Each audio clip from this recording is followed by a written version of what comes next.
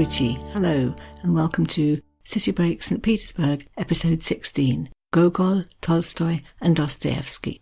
I'm going to take a look at those three 19th century authors and see what they can tell us about St Petersburg. Two of them, Gogol and Dostoyevsky, actually lived and worked here. Tolstoy was more of a Moscow-based author, really, but he did write some memorable passages about St Petersburg too, so we're going to have a little look at one or two of those. There'll be some biographical information on certainly the two authors who spent a lot of time in St Petersburg. There'll be a flavour of their writing, particularly the things that actually are about the city.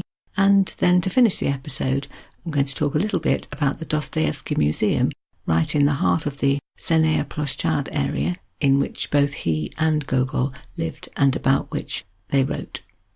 Starting then with Nikolai Vasilievich Gogol, born in 1809. He's the earliest born of the three writers. He's also actually the shortest lived. He died in his 40s. He'd been born in Ukraine, but he moved to St Petersburg at the age of 19 because he'd taken on a job in a government office, a very low-paid, not very interesting job as a clerk. He rented a series of dingy rooms in crowded boarding houses, so he knew all about this Sennaya Ploshchad area. That means Haymarket. He lived in amongst the people there in poverty. He knew all about the noisy, crowded, down-a-hill streets, that the migrants and the tradesmen that you were going to meet, tailors, shoemakers, painter-decorators, all that sort of thing. And he was still there when he published his first book of short stories, Tales of Life in the Ukraine, which in fact went down rather well and enabled him to make his life from then on as a writer. That was good news, of course, but I don't think his is a story that ends all that happily. We know that he wasn't very happy in later life. He had a lot of health problems, and he was frequently given to writing in some despair, really, about the vulgarity of life in St Petersburg. You'll meet prostitution, you'll meet opium in his stories, but also the very dull, humdrum life that so many of the lowly residents were forced to lead. Government clerks, as he himself had been, of course, who were snubbed by their superiors. His reputation today is really as having been the first Russian writer to write about the lives of the poor. He still isn't really seen as a social reformer. He was very good at describing things, but he wasn't one of those writers who demanded change. In fact, because of what he wrote, he had quite a lot of liberal admirers when they read what he'd actually put. But when they discovered that he thought, for example, that serfdom and autocracy were traditions in Russia that should be left well alone, I think they realised that he wasn't going to be the man to get things changed for them. As well as learning all of this about social conditions in St Petersburg at the time, though, you can read his works just to enjoy his characterisations as well. There are lots of little pen portraits of people where in a few lines he manages to sum up what they were really like. So by way of an example, here's a description of Schiller from Nevsky Prospect. In the story, one Lieutenant Pirogov has an affair with Mrs. Schiller, and here is Gogol's description of her husband. Quote, Schiller was a complete German, in the full sense of the word. Since the time when he was only 20, that happy time when a Russian lives without caring a damn about anything, Schiller had planned out his life, and in no case made any exceptions. He had decided to rise at 7, to dine at 2, to be methodical in everything, and to be drunk every Sunday. He had set himself to accumulate a capital of 50,000 in 10 years. He never increased his expenses, and if the price of potatoes rose above normal, he did not add a single kopeck, but decreased the quantity he ate, and although he sometimes remained somewhat hungry, he nevertheless became used to it. I also enjoyed Gogol's description of Lieutenant Pirogov, which reads as follows, quote, He could not conceive how anyone could resist him, especially as his gallantry and his excellent rank gave him full right to attention. As a 21st century reader, you may well balk at some of his descriptions of women, but if you dig down a little bit, he does show sympathy for their difficult circumstances and a respect for them in certain ways. So when describing the charms of Schiller's wife that make Lieutenant Pirogov fall for her, he writes the following, Silliness, by the way, constitutes a special charm in a pretty little wife. I have known many husbands who were delighted with their wives' foolishness. And just as you're beginning to balk and think, I can't read this stuff, you go on and find that actually He points out that this makes life very difficult for women as they get older, and he writes, I think with some insight, like this. When her beauty vanishes, a woman has to be 20 times as clever as a man in order to inspire, if not love, then at least respect. The story Nevsky Prospect opens with several pages of description of the Nevsky Prospect. I read some quotes from that, I think, in the episode on that. But now I'd like to talk just a little bit about the plot. In fact, there are two plots, two characters walking up the Nevsky Prospect at night who have very different outcomes to their evening. The first one is a very romantic hero, and the second one is somebody much more realistic and cynical. We watch the romantic hero following a young woman as he thinks it to her house, but when they get there it turns out that it's a brothel. She's only 17, but she's already working as a prostitute, and he's shocked and runs away. And then when he thinks about it, as Gogol puts it, he was, quote, pierced to the heart with pity for what the girl could have been, a lovely calm star in a family circle.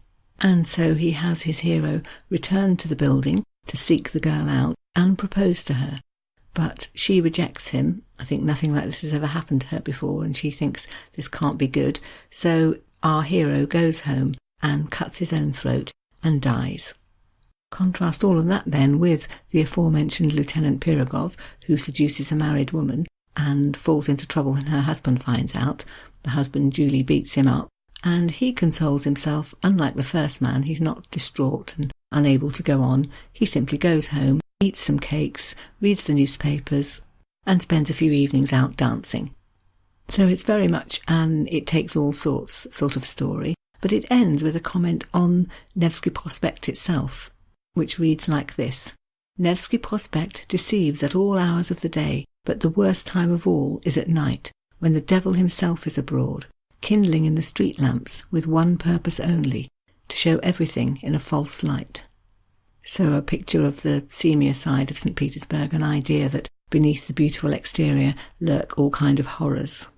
You see the more humdrum side of the city in a story called The Overcoat, in which the hero, in inverted commas, because he's hardly heroic, one Akaky Akakievich, is a very ordinary clerk who spends his days copying, exactly as Gogol himself had done when he first came to the city. And it's said of him that, quote, no one could say he had ever been seen at a party. A slight upturn comes possibly in Akaky's life, when after several years of copying things out in the office, somebody decides he can do a little bit more and gives him a slightly more difficult task, and Gogol describes him being so overwhelmed by this, working up a sweat, getting into a stress, that in the end they had to take the task away, except that actually copying was all he would ever be able to do, and set him back to work as he'd always been. And the story revolves around his overcoat, which has become so threadbare and worn out that it really can't be mended any more. The tailor says it's impossible. And so Akaky Akakievich decides there's nothing for it, he's going to have to save up for a new one. And there's at least a page of description about the difficulty of this and the lengths that he has to go to put some money from his meagre wages aside. So here's how that goes. Quote, Akaky Akakievich was in the habit of setting aside a half kopeck for every rouble he spent, putting it into a little box with a lock and key and a small hole cut in the lid for dropping money through. At the end of every half year he inspected the accumulated sum of copper and exchanged it for a small silver. Thus he continued for a long time, and in this way, over the course of several years, he turned out to have saved a total of more than 40 roubles. Gogol explains to us that the coat is going to cost 80 roubles, so he's still got 40 to go, so he has to cut down even more and see if he can manage that. So there's a passage about him cutting down his expenses, giving up drinking tea in the evening, resolving not to burn any candles. If he really, really needed a candle to see what he was doing, he would go to the landlady's room and share hers, and he would, quote, make the lightest and most careful steps possible when walking in the street, over cobbles and pavements, almost on tiptoe, thereby avoiding the rapid wearing out of soles. He would also do things like send his linen to the laundry as little as possible, and even, quote, he accustomed himself to going entirely without food in the evenings, but instead he was nourished spiritually, bearing in his thoughts the eternal idea of the future overcoat. So eventually he does actually manage it. He has the money, he goes back to the tailor. A great deal of fuss ensues about making the coat, and then comes the day when he's able to wear the new overcoat to work, where of course he becomes the talk of the office. In fact, a party's thrown that evening to celebrate the event, and he feels obliged to go, even though, as we heard earlier, he isn't really a party-going man. But unfortunately, he gets mugged on the way home, and of course, his overcoat is stolen. He tries to deal with the police, but they're too busy to see him. They keep fobbing him off, and so he gets colder and colder, and eventually he dies. And actually, I'm not spoiling the end of the story for you, because that isn't quite the end. There's a twist at the end, which I won't reveal, but which I think you'll enjoy if you have a moment to find the story, The Overcoat. Its themes then really are poverty and the idea perhaps of knowing your place. Akakievich tried so hard to better himself a little bit to get this fancier overcoat, and of course no good came of it. Perhaps readers were supposed to take from that then, it was better to accept one's lot in life and not to try and climb out of it. Then I want to mention briefly one third story, also by Gogol, called The Nose. An absurdist story, if ever there were one, also about a social climber, this time one Major Kovalyov, who suffers the unlikely indignity of having his nose escape from his face and run around St Petersburg, where he's forced to chase it. So you get little glimpses into all sorts of incidents on street corners in the city, and so that makes it a story to read if you're going or have been and want to just see what you recognise in what Gogol wrote. It opens like this. On the 25th of March, 18... a very strange occurrence took place in St Petersburg. On the Ascension Avenue there lived a barber of the name of Ivan Yakovlevich. There's a little description of him. There's detail about the argument he had with his wife one morning about breakfast. He asked for a fresh loaf of bread with onions in it, and she got cross and threw one at him, and this is what happened next. Quote, "For the sake of propriety, Ivan Yakovlevich drew a coat over his shirt, sat down at the table, shook out some salt for himself, prepared 2 onions, assumed a serious expression, and began to cut the bread. After he had cut the loaf in 2 halves, he looked, and to his great astonishment saw something whitish sticking in it. He carefully poked round it with his knife and felt it with his finger. 'Quite firmly fixed,' he murmured into his beard. 'What can it be?' He put in his finger and drew out a nose. Ivan Yakovlevich at first let his hands fall from sheer astonishment. Then he rubbed his eyes and began to feel it. A nose, an actual nose, and moreover it seemed to be the nose of an acquaintance. We hear then how his wife screams abuse at him. 'Whatever have you done? Did you cut that off someone's face?' And he keeps staring at it, and he realises in the end that it belongs to one Kovlevov, who is a member of the municipal committee, someone who comes to be shaved twice a week. And we hear how he decides he'd better wrap it up in a piece of cloth and take it away and leave it somewhere. And then, of course, the story takes off because the nose turns into a character that takes itself around St Petersburg, and we hear about all its adventures.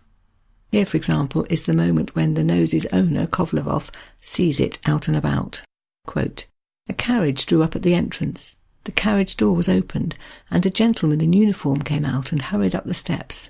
How great was Kovlevov's terror and astonishment when he saw that it was his own nose. At this extraordinary sight, everything seemed to turn round with him. He felt as though he could hardly keep upright on his legs, but, though trembling all over as with fever, he resolved to wait till the nose should return to the carriage. After about 2 minutes the nose actually came out again. It wore a gold-embroidered uniform, with a stiff high collar, trousers of chamois leather, and a sword hung at its side. The hat, adorned with a plume, showed that it held the rank of a state councillor. It was obvious that it was paying duty calls. It looked round on both sides, called to the coachman, 'Drive on,' got into the carriage, and drove away." Kovlevov then chases after the carriage and has a surreal conversation with the nose, and so the story goes on. Okay then, so that's Gogol. Moving on to Tolstoy, Leo Tolstoy as he's known in English, or to give him his Russian title, Count Lev Nikolaevich Tolstoy, born in 1828, so just about 20 years later than Gogol, although he lived much longer. He lived until 1910. He really was Moscow-based, but he does set some of his work in St Petersburg, and from that we soon realise that actually he didn't seem to be very fond of it. I think for him St Petersburg stood for everything he didn't like about Russian life. It was full of posers, he thought, the fashionable. It was decadent. It lacked spiritual values, and most of all, it seemed to be full of immoral temptations which would lure particularly young men into trouble. For a very brief example, you can look to two characters in War and Peace. There's Anna Scherer, who is one of the doyenne of St Petersburg high society. She's fashionable, she gives balls, she's a society hostess, and he describes her with two very well-chosen throwaway words to show what a hypocrite she was. He writes of her, quote, feigned enthusiasms. In the same passage, this is at one of the balls that she's given, we meet Natasha Rostov, who actually comes from Moscow, and is described very differently. She really is a proper enthusiastic person who hasn't got all these layers of fashion and artifice about her. So he describes Natasha as being, quote, an enjoyer of huge merry gatherings, spontaneous and delightful. There's something fresh, original, un-Petersburg about her. I think we've found before that there's always been this rivalry between Moscow, the ancient capital, and St Petersburg, the newer upstart, and many people, Tolstoy included, come down on one side of the argument or the other. For him, Moscow's the real place, St Petersburg is frivolity and deceit. But we can still rely on him for little cameos of St Petersburg life. Here, for example, he is describing the evening of the ball that we've just been hearing about. So he writes about the people arriving as follows. The dignitary's well-known house on the English embankment shone with countless lights. Carriages drove away and new ones drove up, with red-liveried footmen, and footmen with feathers in their hats. Men in uniform, stars and sashes emerged from the carriages. Ladies in satin and ermine carefully descended the noisily flicked-down foot-rests and stepped hastily and soundlessly over the baize of the porch. Into all this splendour is coming Natasha. She's been driven along, and being very young, she's imagining what she's going to see, and she's full of excitement. And it goes like this. In the brightly lit rooms, music, flowers, dancing, the sovereign, all the brilliant youth of St Petersburg. What awaited her was so beautiful that she did not even believe it could happen. So out of keeping it was with the impression of the cold, the crowdedness, the darkness of the carriage. And then we go on to read of her getting out of the carriage and going up the lit stairway, which is festooned with flowers, in her beautiful dress, all ready for an evening of partying. Here in St Petersburg, then, she'll have an evening in the finest style and meet some of the most majestic people. In his other great weighty novel, Anna Karenina, Tolstoy gives us a picture of a visiting prince who's come to St Petersburg and is being entertained by one of the main characters, Count Vronsky, and he gives us an idea of St Petersburg as being both very Russian and yet having a layer of sophistication on top of that. So he tells us, for example, that during the week of the prince's visit, the Russian amusements that he was offered included, quote, trotting races, pancakes, bear hunts, troikas, gypsies, and orgies with smashing of crockery in the Russian fashion. The prince presumably went to all of these things and learnt a bit about Russian culture, but then we're told that, quote, as a matter of fact, of all the Russian amusements, the prince preferred French actresses, a ballet dance, and white seal champagne. So this idea that sophistication is layered on top of the, inverted commas, ordinary Russian pastimes. And then finally, Fyodor Dostoyevsky, born in 1821, so more or less contemporary with Tolstoy, although he didn't live anywhere near as long. He died in 1881, so fully 30 years before Tolstoy died. Dostoyevsky, I think, is probably the author whose books English readers most readily associate with St Petersburg. He lived there, he wrote there, he died there, he set his books there.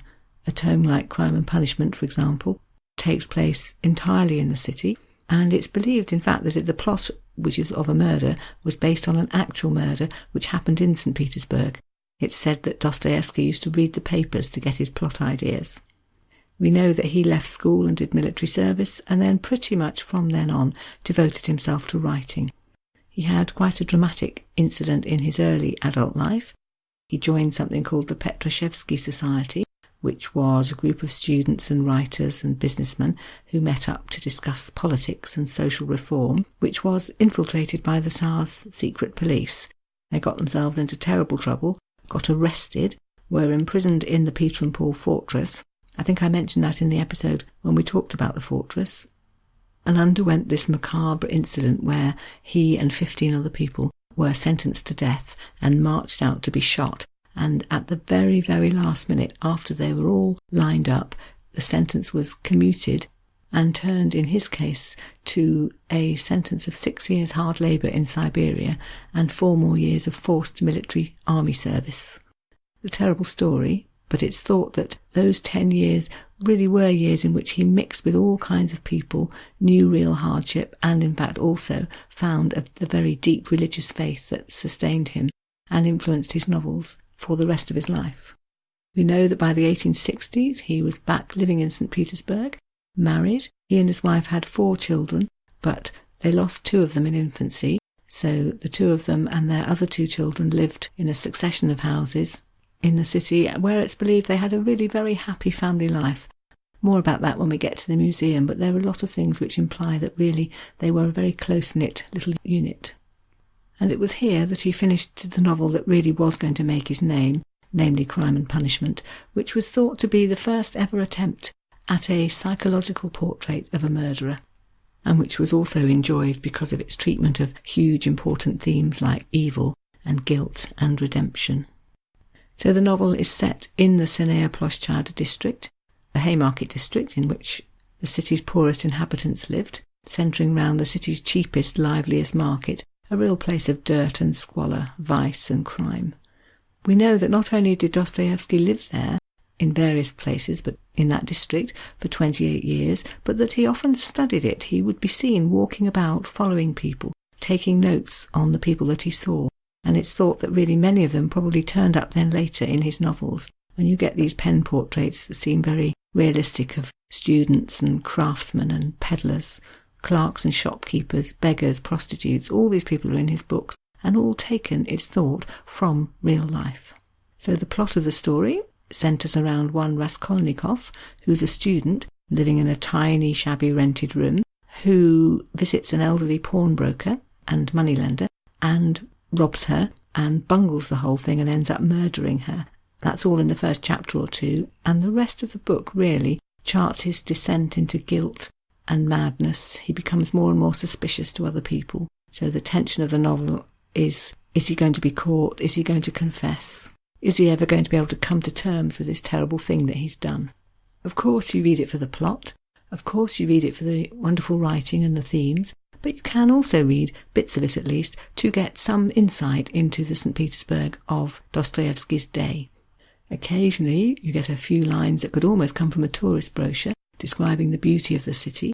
So, for example, one evening when Raskolnikov is out and about near the river, he writes this: "There was not a wisp of cloud in the sky, and the water was almost blue, as happens only rarely on the Neva. The cupola of the cathedral glittered in the sunshine, and in the clean air every ornament on it could be plainly distinguished." He then goes on to tell us how Raskolnikov himself was taken with the beauty of it. He often stopped in a particular place, quote, "On this very spot he gazed intently at this truly magnificent panorama." But there are many more descriptions of the tatty parts of the city and what they were really like. So here he is, for example, on the Haymarket, quote, "It was about 9 o'clock when he crossed the Haymarket.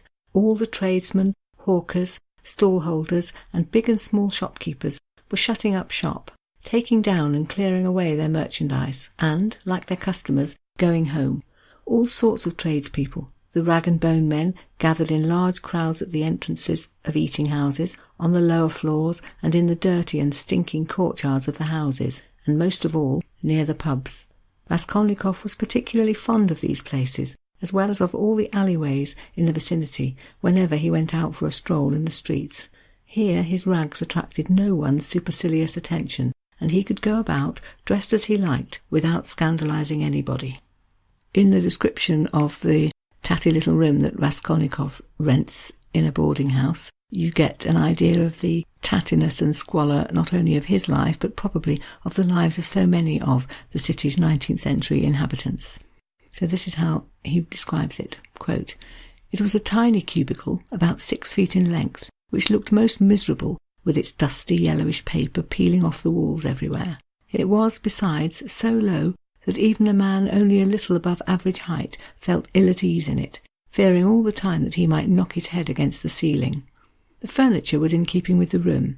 3 old chairs, none of them in good condition, a painted table in the corner with a few books and notebooks so thickly covered with dust that it was clear they had not been touched for a long time, and lastly, a huge clumsy sofa, occupying almost the entire length of the wall and stretching half across the room. The sofa, which had once been covered with chintz, was now all tattered, and was Raskolnikov's bed.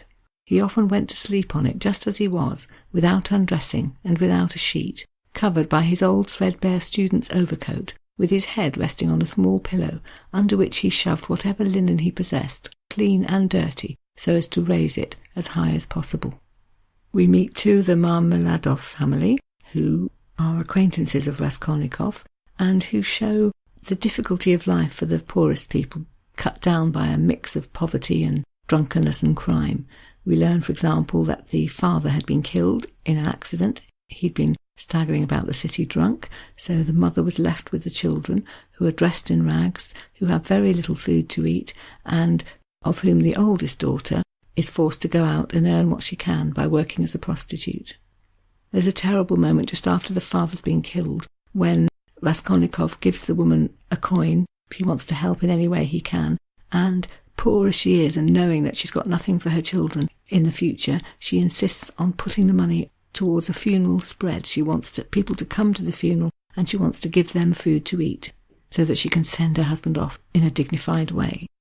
In fact, towards the end of the story, the same daughter, Sonia, who's been forced to work as a prostitute, turns out to be the person who offers Raskolnikov some redemption, so it's not a situation devoid of all hope, but it certainly makes for a pretty bleak reading. If you're out and about in St Petersburg today, there are a number of ways that you can find, in inverted commas, Dostoyevsky. Just, for example, by wandering about the Sennaya Ploshchad district. If you go into the Dostoyevsky Museum, which is in that district, you can get a leaflet which will take you on a walk round the area and show you some of the houses, point out some of the buildings that he lived in, point out the debtor's prison that we know he once spent a few nights in, and show also some houses which it's believed were the buildings he had in mind as the homes of some of his characters. There's also in that same district a place called Raskolnikov House, which isn't open to the public, but which has outside it a sculpture of Dostoyevsky with an inscription on it which reads, in Russian of course, as follows: "The tragic fate of the people of this area of St Petersburg formed the foundation of Dostoyevsky's passionate sermon of goodness for all mankind." And most interestingly, there's the Dostoyevsky Museum in Kuznechny Lane in this same district, a museum made in a house, or the house in fact, which was the last one that he lived in the city, and in which you can see the rooms on the, I think it's first or second floor, that formed the family's apartment, restored to be as much as possible as they had been when he was there. Some archive photographs were used to model exactly what the place had been like, and there are quite a lot of photographs and items of furniture and various things which did actually belong to Dostoyevsky himself. So you can go on a tour of the flat, see his study and his writing desk, for example, see the children's nursery, which has still got a rocking horse in it, and silhouettes that they had done of their son and daughter. You can learn a lot about family life. There are diary extracts by him and by his daughter, recalling evenings of dancing about in the sitting room or visitors who came to call. You can learn about his charity work, some of the readings that he gave for things like the Slavonic Charitable Society and to fund women's medical courses. You can read about the literary fund that he was a part of. Again, more readings and meetings, very much a part of his life. And there's also information about the days that he died and his funeral. He died at home. His body lay in the study for 2 days. Friends came to visit and to pray and hold services. In the guidebook, for example, it tells us that at times there were so many people at the services that not only was it impossible to move, but it was difficult to breathe. That was written by someone described as a memoirist, as somebody who was actually there at the time. There's a description and photographs of the transfer of his coffin to the Alexander Nevsky Monastery for burial. And you realise that, again, this was one of these long funeral processions for one of the sons of the city that everybody was so proud of. The whole thing took 3 hours. And there's information about how, in the 1970s, it was decided to create the museum here in the last house in which he lived. Descendants, academics, lots of people began sending things to use in the displays, and they set about restoring the apartment to be as faithful a copy as possible of how it was when Dostoyevsky and his wife and children lived there. In another part of the building, aside from where they actually lived, is a long museum room called the Hall of Literary Exhibits. It's got a rather bizarre epigraph taken from the Bible but applied to Dostoyevsky, which I suppose shows the reverence in which he's held as one of Russia's really truly greatest writers. So it reads, "He was the burning and shining lamp, and you were willing for a time to rejoice in his light." If you have any Russian, you might like to know that in this same museum there's a room that's been adapted for theatre performances, and they sometimes do adaptations of his work and also other works by writers such as Ibsen and other contemporaries. Not quite sure what you'd make of that if you didn't speak any Russian, but for anyone who does, there's a thought. Okay, so that is my treatment of those 3 19th century authors who all have something to tell us about the St Petersburg of their day. And it's also, in fact, the last but one episode in the St Petersburg series. I've got one more planned for next week. I'm going to stay with literature because I'd like to talk a little bit about the literature, some of it written in the Soviet period. I want to go back to Anna Akhmatova. We talked about her life in the actual episode on the Soviet period in the city, but we didn't really look much at what she wrote, so I want to put that right. And also look at 1 or 2 other books written during that time. And focus then, secondly, on a pair of novels by Helen Dunmore, which are set in St Petersburg in the Soviet period, and from which you can learn from a different viewpoint, again, quite a lot about just what life was actually like for ordinary people in those days. So that's all for next week. For this week then, I'd like to sign off with a lovely big thank you for your attention today, spasibo, and by wishing you goodbye in Russian, which I fancy I'm getting a bit better at now that we're on episode 16. Do svidaniya.